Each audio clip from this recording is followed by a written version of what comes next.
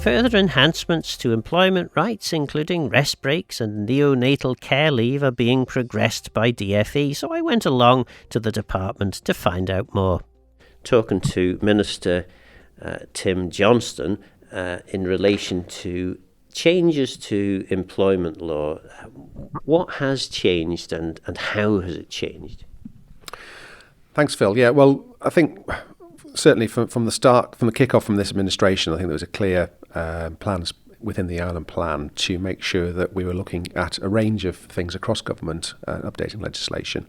And clearly one area that was ripe for review was employment legislation. And that feeds into that broader challenge and opportunity of saying, as an economy, as an Ireland, making sure that we're competitive and making sure our legislation is up to date. If we're wanting to retain our young people on Ireland and we're wanting to attract people to the island, we need to make sure that our employment legislation is fair, right and up to date so that we can compete in that space. So that's certainly the keys behind it.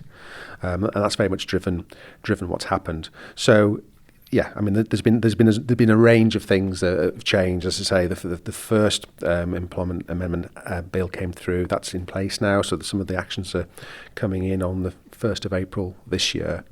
And we've just finished a consultation on a second amendment bill, and we'll be looking to bring further changes, a new bill at the end of this year. So the plan is by the end of this administration we'll have brought two amendment bills through and made some changes, and that's about recognising the importance of time off for partners to attend antenatal appointments, a time of work to attend adoption appointments, time of work for care for dependents. We've also bring some changes to whistleblowing and some of those areas, making sure that people have the correct protections in place if they have concerns in the workplace, and making sure that's right and fair and up to date. So there's a range of things that sort of come through, and then looking ahead, as I say, we've done further consultation, and coming later in the year, there are other areas, including further changes to prescribed persons as part of that process. And what's prescribed persons? What's that? Well, that's making sure that if someone has an issue, there is a qualified body or person that individual can go to speak to if they've got a concern about behaviour or actions in the workplace. So it's making sure that list is up to date, and that employees have that right and know where they can go to speak to somebody with a concern. So within government, across the civil service, all of the departments are prescribed persons as such for certain areas, and obviously again in the private sector, it's important that the employer is up to date and knows what the processes are, but also that those individuals have a clear understanding of their rights and where they can go to.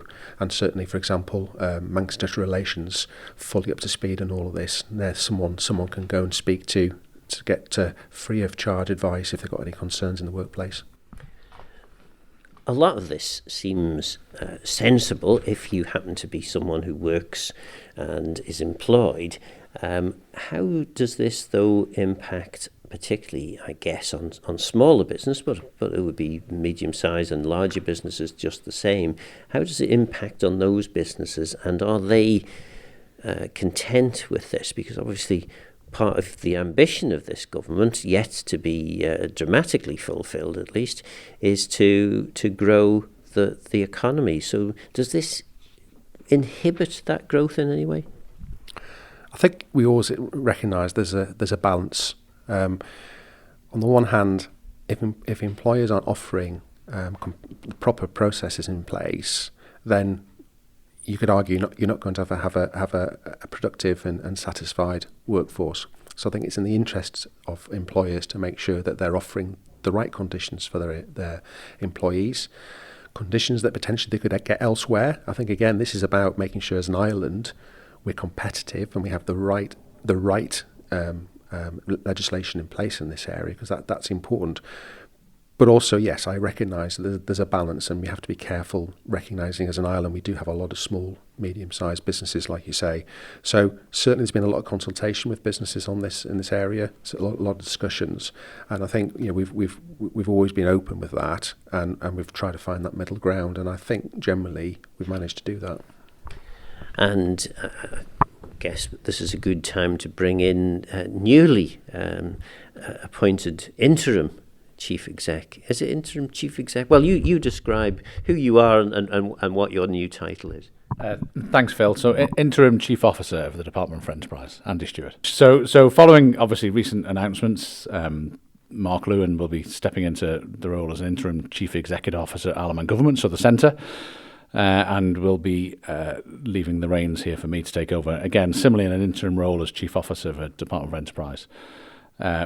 As has been announced previously, these are interim positions. There is a plan, or there will be a plan certainly put in place to review the role at the centre. I think has already been announced, and then take it forward from there.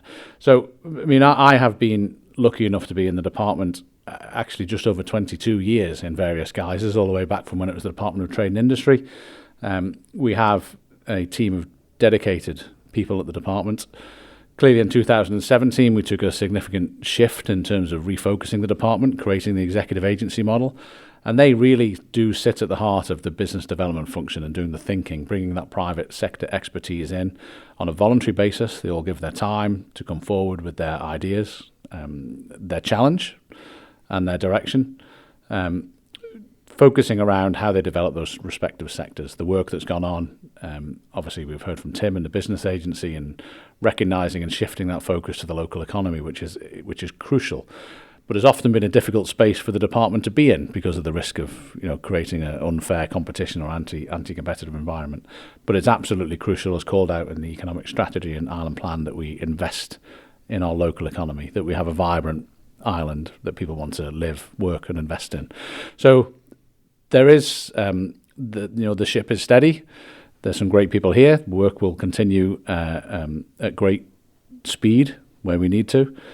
And clearly we're conscious that we're just about to consider our final department plan of the administration that will take us through to the end of this administration.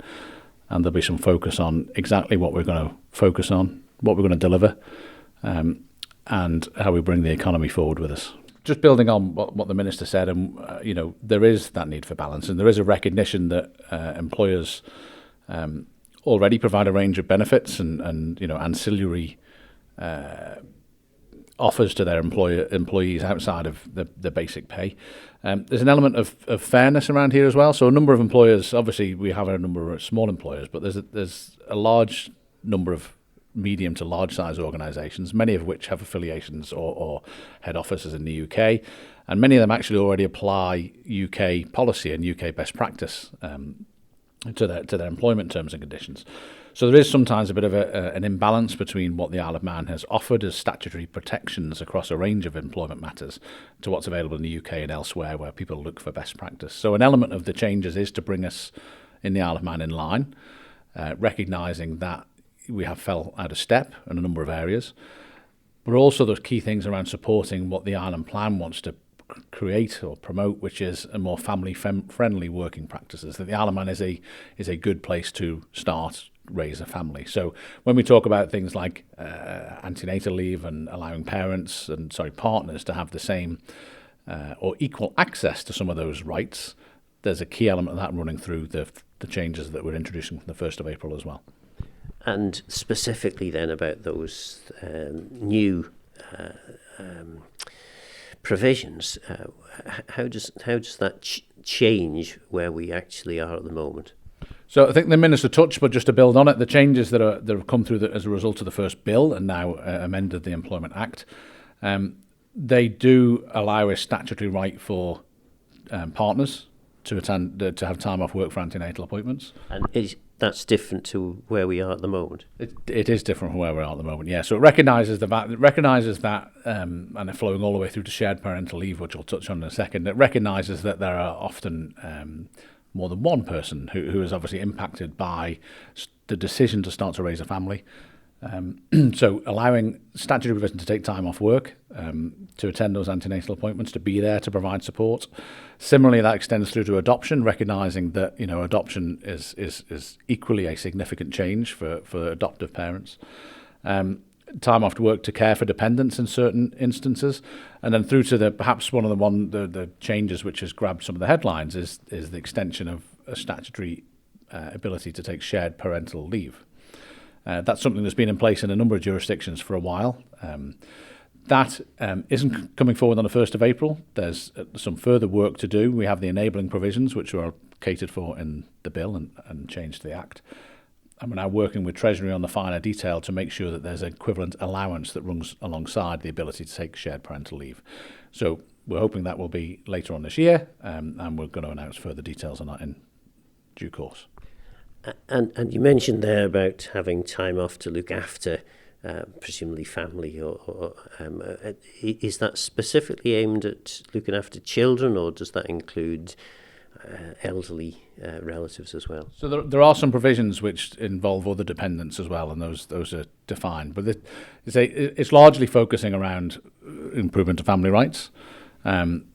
And again, it's important that we continue to monitor what's happening and what the best practice is. So the ability to modify things through secondary legislation and the actual implementation and specifics does allow us to keep a closer eye on how things evolve and make changes, subject to TIML approval, of course.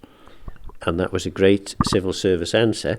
But does it... So the new provisions are specific. I mean, you mentioned families. Well, families include elderly parents as much as they include young children. Perhaps I could try and give a bit more clarity then. So dependents do include children, obviously, but the legislation also extends those out further. So it will extend to grandchildren, and certain circumstances, spouses, civil partners, parents, grandparents. The concept being that this is, again, going back to that word around fairness and around recognising that, we all have challenges in lives that crop up sometimes. But it's also about reasonableness. So the law doesn't dictate a specific amount of time or statutory time off. It encourages that open dialogue between an employee or a worker and an employer, and the employer having to give some form of recognition to that's considered reasonable. So that's broadly what it's all about. Again, trying to create that environment of trust and working together between an employee and an employer. As with all our employment legislation, we do try and provide comprehensive guidance, and indeed on these changes we've broken down into specific sets of individual guidance that's all available on the website. And in terms then of that conversation that would happen between a parent or grandparent and their employer, presumably all the employer has to do is be reasonable, and who ultimately would define reasonable if the employee didn't think that the employer had been reasonable? So in all of these circumstances, we would encourage dialogue with the employer first, or a more senior level within an employer. But ultimately, as with the majority of employment legislation, any recourse about an action that's taken that either party considers unfair, it would be to the Employment and Equality Tribunal to determine. And one of the things that I noted, that I'm not sure was in this legislation or is this in future legislation, was looking at limiting the amount that an employment tribunal could grant. Presumably, is there no limit at the moment? So that was in the recent round of consultations, and it was actually the opposite. It was actually there is a limit at the moment, and that limit hasn't been changed for a period of time. And the consultation was around increasing that limit. It wasn't making it limitless. It was recognising that clearly, if there's a detriment and somebody has acted contrary to the law, that there's recourse for an individual to take. So the consultation was actually about saying whether that limit was increased. Again, it's an area which has fell behind other jurisdictions recently. So that's the consultation. That's not changing yet. There'll be further work undertaken on that now as part of the next round of changes. And any specific amounts proposed or will again be made public as they go through the process. So, Minister, final word to you then, which seems appropriate. The presumably an amendment bill will be required to make any future changes. When are we likely to see that, or is it still early days? No, as I say, we've now done the public consultation on this sort of second bill. So that's been covering areas like neonatal care leave, carers leave, rest breaks. I've just mentioned maximum awards for Employment and Equality Tribunals and annual leave, and some other changes around employment agencies and businesses. So the plan is that will be coming to the branches in October, November this year, and some of it will be to secondary legislation changes, which is quite more straightforward. Some of it's obviously primary legislation changes.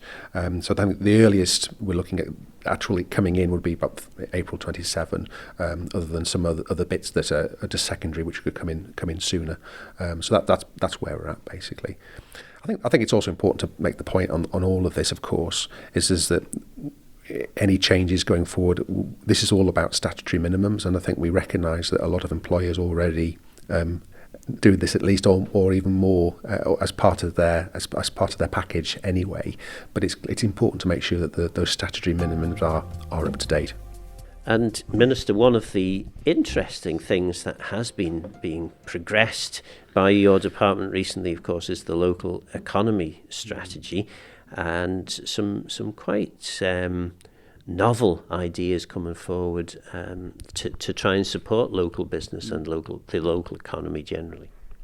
Yeah, absolutely. I mean, I think, again, what we recognised within the Island Plan and at the start of the administration was, a lot of work's needed to, I think, first of all, gather data and understanding of our hospitality and retail sector on the Isle of Man, understand where are we with it, and what we're trying to achieve with it, what are the challenges, and sort of bring that together. And that's been a body of work that's been going on for quite a long time, and quite a detailed body of work. It's probably the deepest dive I've ever done, really, across our whole retail network across the island, every community, looking at what we've got, and then and recognising some of the challenges we're seeing in the retail market, in the hospitality market, trends and changing trends, and we're not immune to those like anywhere at the moment. And how do we tackle that, and what do we do to help support businesses? And it is about viability, and it's about how do we get people and footfall, I think, into our villages and town centres.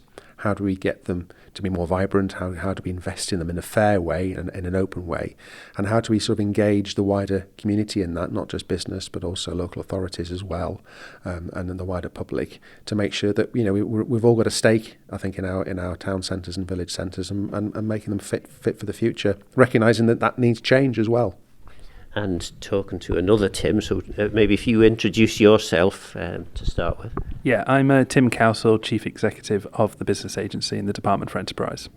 And you've got a bit of a challenge here, haven't you? Because on the one hand, we know that people don't like change. That's a very strong Manx trait, but it's a general trait around the world. And yet they are changing because people's buying habits have changed. There's an awful lot more bought online now than there ever was, which then means that our local shopping areas particularly struggle to find a purpose. So, quite a challenge that the Minister's set for you. Yeah, absolutely. I think what's really keen is that we've got seven unique towns and villages and one city that have real USPs across giving an environment on the high street that really supports. You've got your Castletown and Peel, which are very heritage based, but then you've got Strand Street, which is a completely different perspective. But actually, that mix of things can really work. And what's been interesting is now that these schemes are going to be coming alive in the next month or so, businesses are working and communities are growing together and sort of saying, well, what can we do with this opportunity here to drive footfall to our town centres? And there's been a range of events recently that have really sort of highlighted that. So the moon that was in Peel Cathedral, that drew massive numbers into the town, which that isn't just people walking in. They've spent money in those local businesses and they've gone out and done that. So that footfall perspective is really key. So what can you do to try and drive footfall into these town centres? So our idea is to monitor that and understand what's going on. So we'll have live footfall counters that will be able to give an idea of the movement of those people, and then see what works and what doesn't work. And that's really key when you start looking at some more wider options in terms of trying to find opportunities to grow those numbers and support those businesses, because that spend comes into the town and it's used. So I think it's really key. It's really interesting to see some of the towns really pick up and start up looking at options. You know, the Northern Chamber of Commerce, which I know Minister was recently out, that they are looking at a range of options to try and drive footfall into Ramsey, and they're taking ownership of that, which is really key and a key part to the strategy, really. And I think it's interesting when you look at things like we've done recently, like Manx Menu, which has been about driving people into restaurants at a hard time of the year, and we've had great output from that. So we've had over nearly 2,000 votes. That's 2,000 people going in. So the Manx public are really good at reacting to this and finding those opportunities. So now we need to sit down with these businesses and communities to understand what can drive forward. And in the past, we have spent, I say we because I was a minister at the time when we started some of this, we spent significant amounts of money upgrading the fabric of some of our town and village centres. Have we got any evidence, because at the time there was an awful lot of suggested benefits being mentioned, but have we got any evidence that the redevelopment has actually resulted in improvements as were predicted at the time? Yeah, and I think, as you say, there has been efforts in the past, as you say, Phil, in this area, and certainly I think the Department of Infrastructure are very heavily involved in that sort of structural investment that was going on, you know, like you say, on streetscape, etc. I think this is slightly different. This is very much more looking at the individual businesses and engaging more with the local authorities to say, how do we help drive the footfall into those businesses? What can those individual businesses do? How can we help them to make them more attractive? Whether that's helping with the way the business looks externally, how we can help with them to, whether it's even business support and areas of improving their digital accessibility and payment systems. Also, for example, how we can say to them, okay, you've got some spare space upstairs in your shop unit. How can we help you convert that back to residential? Because that's the other side. We want to see more people living back in our town centres again. So I think it's a different prospect, a different offering than the last time when these things were looked at. So this is much more data driven, and I think the proof in the pudding will be through our footfall counters, seeing that increased numbers coming into our towns and villages, seeing businesses hopefully have more confidence to thrive and invest. Like any of these things, all we can do is set out a scheme and work with community, talk with people and see how things go, and I think have the flexibility to be able to make changes in it if we feel that certain parts of it aren't working very well. That's fine, and we look at doing different things, but the key thing is making sure we are really bringing our town centres and our village centres back to life. And Tim, the other Tim, whilst the core focus is going to be on the main sort of retail areas, this is not just limited to towns and villages, is it? If there are businesses that can increase footfall out in the sticks, they can potentially apply for some of the support as well. Yeah, absolutely. I think, our focus is around putting events and things into the town centre, because that's where the biggest output of an event or driving footfall. But yes, other areas can apply to that. And I think, there's the Town and Village Regeneration Scheme, is sort of an enhanced version, as the Minister said. We've got the Local Economy Fund, which is about community-driven investment into the town centres. So that's quite open as a scheme, and there's lots of options to do that. And then you've got the Core Domestic Event Fund, which is around events, and they can be anywhere, but our level of support will be more focused on a town centre first principle and a local business perspective. Those are the two areas that the strategy really calls from, and that's where our schemes will be focused at. So I know, because I've been at some of these presentations, that you have done a lot of work explaining to local authorities what's going to be available. How much do businesses know about this? And if if someone's listening to this now who is a business owner who hasn't heard about this, how do they go about finding out more, and what is available to them? So that's a good question, because we know that we need to get out and about. So consultation's been a big part of the strategy from the start, and we don't want to just disappear and put the schemes in place. So we will be running a range of road shows across the island of the north, east, south and west. And this will be very much focused on businesses to come down and have a chat about what they want to do. And the plan is that we will also have the planning department there as well. So if somebody wants to do their shop frontage or do anything, they can speak to the planners at the same time. There's multiple aspects of this. There's accessibility, there is frontage, there's internals of shops, there's lots of options in terms of what businesses can have access to now, and having this all in one place is our plan. So we will be running those road shows, and they start on the 22nd of April and run till the 8th of May, and we can share details. But that's very much our plan, is to be out and about speaking to these businesses and see what's available. So, Minister, this sounds very radical. Whatever happened to silo thinking? Oh, you don't see that in the Department for Enterprise, Phil. I think, as a department, through our agencies, we work across the board, and we've got a really good record of working with the local community, with businesses, and at the end of the day, if you're serious about driving reform and driving change and bringing new initiatives forward, you've got to work with people, you've got to work with the local community, and that's certainly what we've done with this. It's getting them very much at the heart of the decision making. So, if someone is interested in these roadshows, how do they go about attending?